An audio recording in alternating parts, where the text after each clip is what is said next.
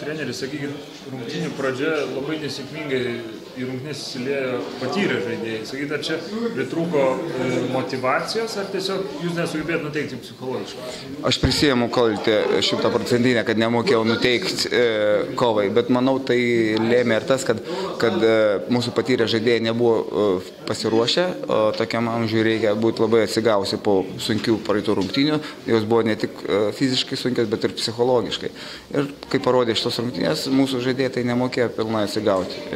Aš mačiau, kad mes norėjom stengiamės, bet nieko neišėjo. Ta, ką buvom suplanavę, ta, ką kalbėjom, pagaliau ta, ką buvom susitarę, nelabai išpildėm, kas mane tikrai nuteikė net neteigiamai, ne pozityviai, o neigiamai. Ir rungtynių pradžioje tokia neigiamai įtakos turėjo būtent tas fizinių jėgų trūkumas?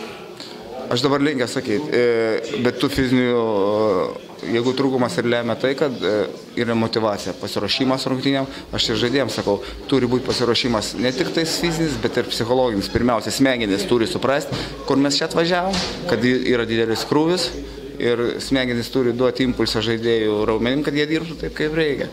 O rungtynės parodė, kad Šiauliai išėjo žaisdami 5 arba 6 bėgio, mes tik kokiu 3 važiavom.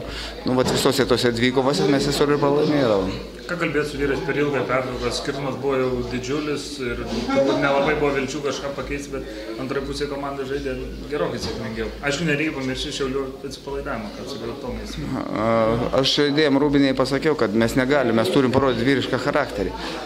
Pasakiau, kad jeigu aš nesugebėjau nuteikti, jūs kiekvieną savyje turit susiimti, parodyti, kad esat vyrai, kad mes turim parodyti savo žaidimą ir užbaigti čempionatą aukštesnę notą, kad geri prisiminimai liktų.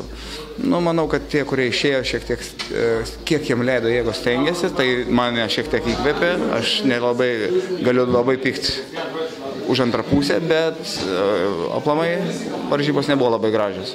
Treneris Tomas Jasulionis sėkmingai įsijungė į žaidimą. Praeitas mėnesius net nepakėlė ten atsarginių suolo. Tai aš jam sakiau, kad tai buvo mano sprendimas, kadangi praeitose rungtynėse mums reikėjo šiek tiek greitesnių žaidėjų.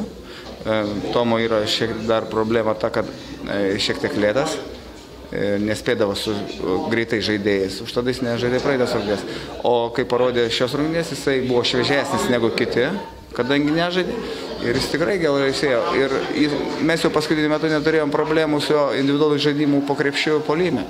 Šiek tiek turim problemų su jo pasaugojimu, judėjimu, bet aš manau, kad tai jaunas žaidėjas, kurio šitas pirmas sezonas, bet to jį kamavo traumos ir jis vienas iš 4 žaidėjų ar iš 5, kuris šį sezoną progresavo. Treneri, kaip vertinate visą šį sezoną, kalbant apie BBL, LKL pirmenybę? Aš manau, kad tai yra geras sezonas šitai komandai, Juventus klubui, Juventus fanam, Juventus rėmėjam. Todėl, kad komanda susirinko rugsėjo 1 ir iki čempionato lygus šiek tiek daugiau negu mėnesiai.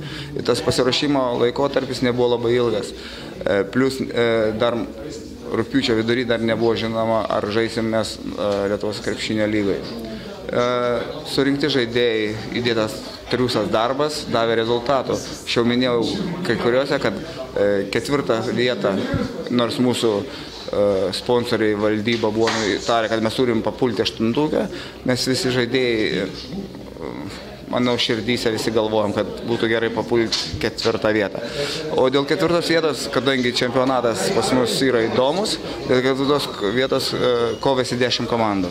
Ir mes likom tų 10 komandų nugalėtojai, kas labai pozityvu, kas yra labai gerai ir manau, kad tai yra tikrai klubo pasiekimas.